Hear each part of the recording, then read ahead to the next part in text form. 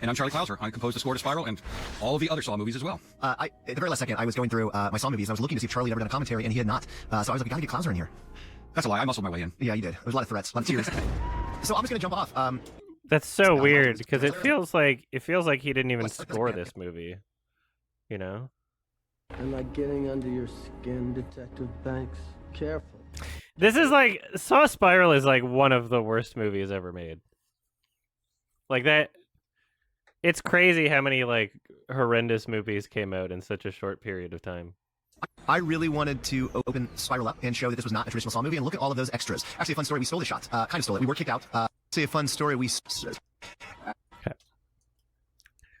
this shot. Isn't it? Imagine being hired onto a new Saw film because you had directed 2 other Saw films, and your plan is to make it not like other Saw films. You're like, I want to prove that this is not a real Saw movie. It's like, well, why are you returning? You just hire someone new then. Like, if you want to make, I'm going to make this nothing like anybody wanted.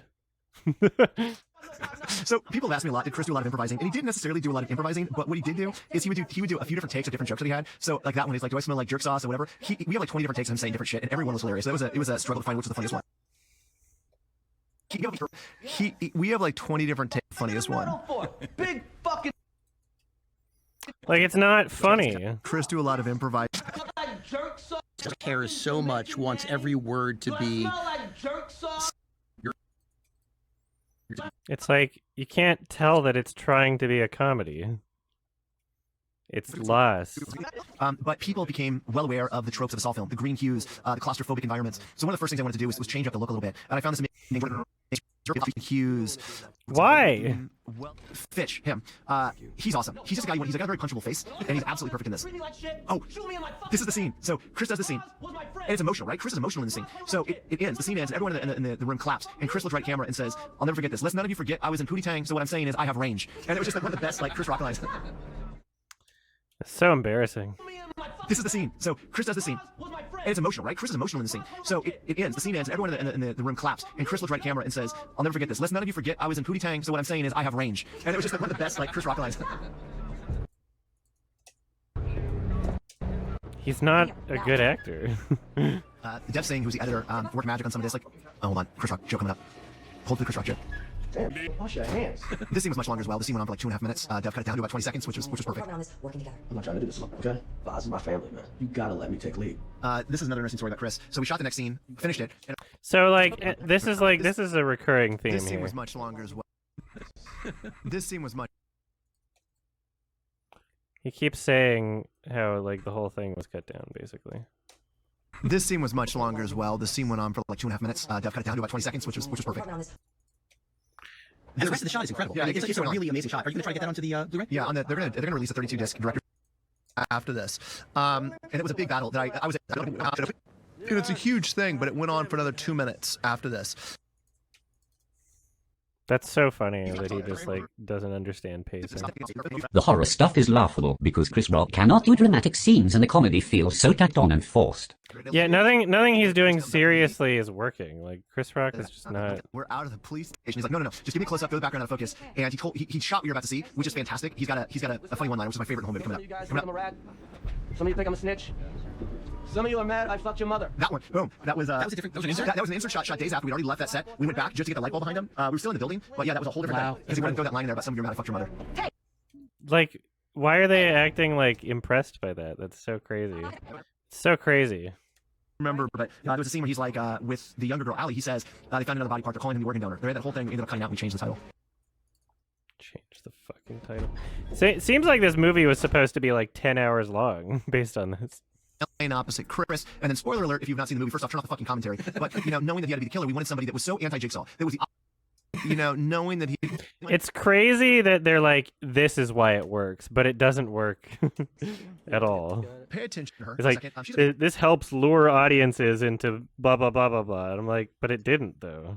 Like, it was like, the movie goes on, and it's the one guy we didn't see die, who's supposedly dead, but we never saw a scene of them dying. And I'm like, well, Okay, he's like, it was the most obvious thing in the world.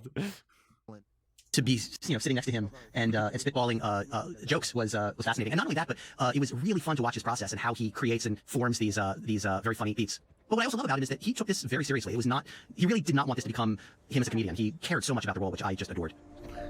But why was he adding comedy in it? But what I also love about him is that Why did he put jokes in the movie that you guys are talking about are so funny then? he took this very seriously. It was not, he really did not want this to become him as a comedian. He cared so much about the role, which I just adored. He didn't want this to become his as a comedian, as he like puts jokes in throughout the movie. I'm out. Again, a much longer scene that a lot of it was cut out. It just didn't work. And that character had a much bigger bigger role. So I don't know if it's can I say the spoilery thing about that? I mean, I guess so. Yeah. So that character originally had a very intense death that we shot, and at the very end of the movie, we decided it was too much and we cut it out. But He was one of the most gruesome special effects shots. Or not special effects. We just decided it was too much. Say the spoilery thing. This is the whole commentary. Is they're just talking about how like the movie was so cool, and then everything was cut from it. And that character, he was one of the most gruesome special effects shots. Or not special effects, but Practical effects. I think that's part of what it was, is that we were trying to go for a more commercial approach, and that death was so graphic and so horrific that I think that it was so mean-spirited towards the end of the movie, we had to cut it. But that character originally had a very, very horrific death that was cut out of the movie. And the actor was really bummed at the time because he had not died in the draft. Then during production, we wrote his death scene. Yeah. And he was That's so stupid. We wanted to make this dumb Saw movie more commercially appealing. As you open up with a dude in like a tongue trap. Like, what the fuck? Like, nobody knows what the fuck this is supposed to be. It's so frustrating. They're all contradicting each other, and they're acting as if they're like consistent with like a single vision on this. Chris Rock was so funny. You know, he'd always add these jokes into it. And he made the funniest jokes in the ad lib, and then like 5 minutes later in the commentary, it was important to him that he wasn't, you know, seen as a comedian when doing this role. He was just very serious, and he never strayed away from being so serious about it. Fucking. But that this character is originally so. had a very, very horric death that was This cut is out of the movie. and the insane. actor was really bummed. There was also the skinning scene that they had Oh yeah, some issues with. that. The movie went through many iterations of where scenes took place. The scene was moved a few times. I'll explain that in a few minutes of why that was moved around. So a lot of you are probably wondering about the transitions. Many of you have asked me about the transitions or the transitions in this movie. They were shot. There was a transition right there that ended up not making. None of the transitions made the movie. Just like the entire commentary track is just like, yeah, this is like a fifth of the movie we filmed. we couldn't even include transitions. Like, The movie went through many iterations of where scenes took place. The scene was moved a few times, and I'll explain that in a few minutes of why that was moved around. So a lot. that's so funny. Did he direct Saw 4? I forget. Yeah, Darren Lynn Bousman Saw 2 through 4. James Wan Saw 1. David Hackle Saw 5. Like, I don't know why I know that name. Just from Saw 5. And then Kevin Grudert Saw 6 and 7. And then some doofuses for Jigsaw, some brothers. I'm a nerd. Yeah, what are those names? Darren Lynn Bousman is a man-child who feels insecure about being a man-child, so has to pretend like he is above the other Saw movies now that he made another one. He is very much a man-child. Very much not. Yeah. It's so funny when, like, the ingredients to make a Saw movie are so basic, and here's a bunch of like old doofuses trying to figure out how to make a Saw movie and just failing miserably at every turn. And they're not even sure if they're trying to make a Saw movie. Like they can't even agree on that. It's like just a bunch of idiots. Like failing so hard. There's such basic ingredients to make one. That's why they made one every year for 7 years in a row. Yeah. 3 minutes cut out. There's a bunch of stuff cut out of this scene as well. There was a bunch of Just every single scene. Voice went through 500 different iterations. I didn't want it to sound like Jigsaw at all. We tried Max's voice. It didn't work.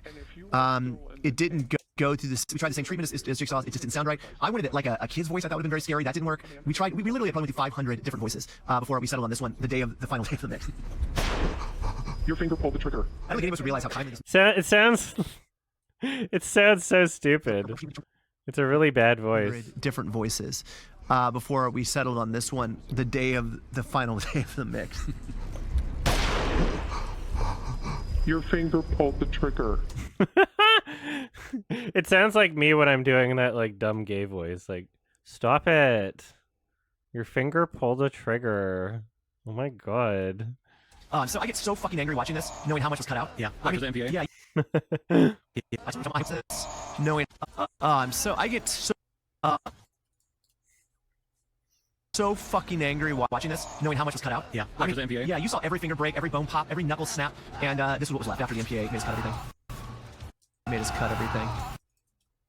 Oh no, NC-17. Fucking grow some balls and release your horror movie as NC-17 then. Probably would have made more money. Fucking idiots. I do. The MPAA probably just thought it's a bad movie and wanted to punish them. Again, this is one of those things that you're glad it got cut out, but this scene goes on another 2 minutes because after they leave the... this scene... This is one of those things... And this... Every single scene. I'll take your head. And as often appears in Saw franchise, when we do a reveal of some Jigsaw-esque item, totem, there's a subtle nod to the Hell is F theme with just this little three-note melody that's extracted from that piece of music. Yeah.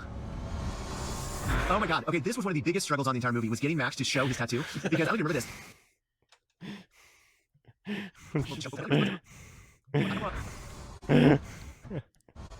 This is... They think this is a serious movie. Look at this. Look at this fucking... On William's arm as he tucks away his photo. Reflash shows Zeke freaking out and returns to his photo. Look at the facial expressions here. They think it's a serious movie. Oh.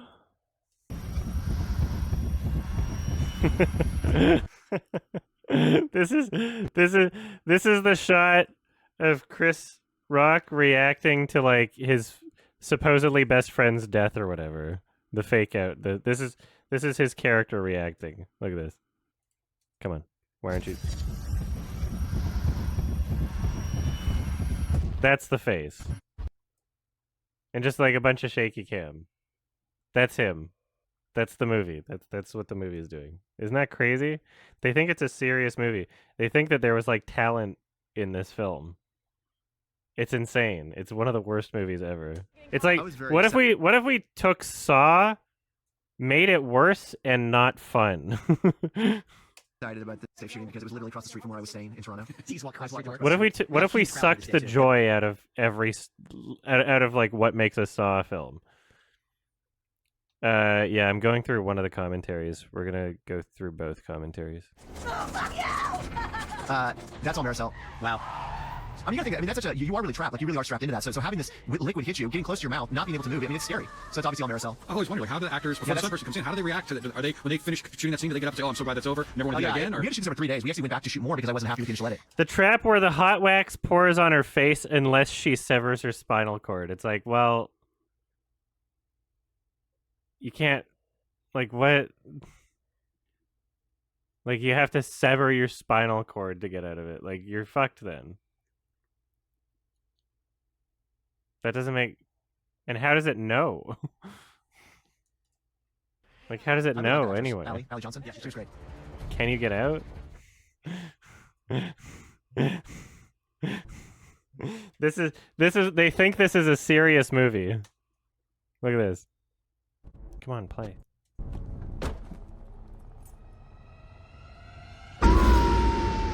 There's a kind of a little... It's a jump scare. They just cut to him screaming.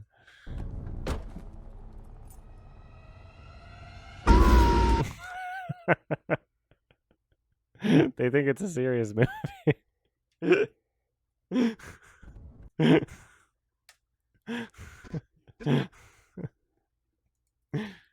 kind of a little... Oh. Not Sam! Love that shot. Yeah.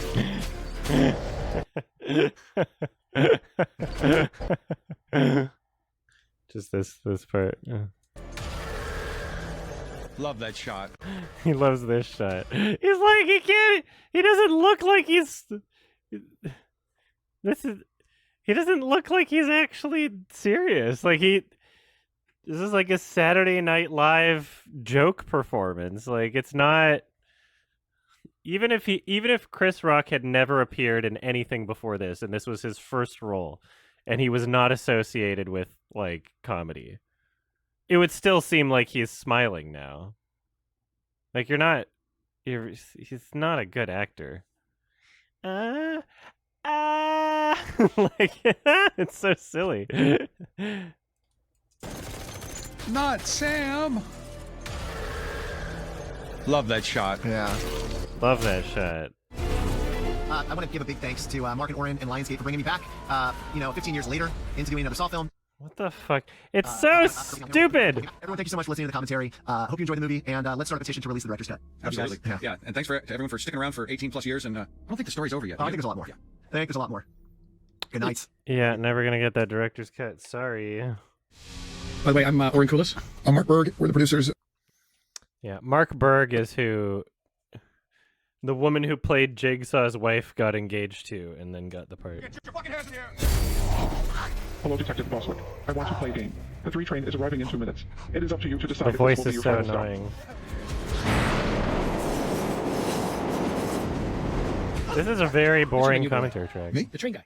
Horror fan yourself, as a Saw fan, was the idea to, wanting to put your own spin on Saw something that you've thought for years, and this was a finally an opportunity that presented itself? Yeah, it was weird. I mean, I always play this little game. I watch a dramatic movie, and I go, I could have got 4 jokes in there without up the movie. I always play that game. And, Saw, especially Saw 2 is one of those movies I was like, I think I could have got a couple of jokes in there without screwing up the movie. So I kind of brought that up to the headlines. Like, what the fuck? What do you mean? Like, what? Guy series wedding. I was like, you ever think about putting some comedy in Saw? Not a lot, like a scary movie. Not make it silly, but the Saws are so dire. And so I kind of had this idea of like, almost, like Eddie Murphy and Nick Nolte in 48 Hours, but it's a horror movie. You know what I mean? And Right. I think that's kind of what we got. So weird. Yeah, when I made Saw 2, I was 25 years old, and now I'm 42, and a lot has happened between 25 and 40. Look at it. Look at his hair for a 42-year-old. You're still a man-child, dude. Hey guys, it's July 2022. Here are the $10 patrons. Tyler, Joel999, Wrigglemoss, Speak of the Joker, Melly, Black Mama 1993, Mitzi Marcella, Yup, Caden Mack, Andre Philippe, Charisma, The Super One Player, Jacob Arndt, Zachary Kane, Sam Joel, Cheat.exe, Gothic Sith, Mandel Bro, Wales, Bo the Doggo, Gabriel Herrera, Hoofy Doe, and Lemonade Warrior is participating in the hit game Among Us and is considered the encroacher. 2 things before I sign off. 1. There's a Criterion sale at Barnes & Noble. 2. If you want to watch a video that isn't ready for release or whatever reason, then you can see it by pledging $10 on the YMS Highlights Patreon. You will, of course, also be in the credits. Thank you, and take care.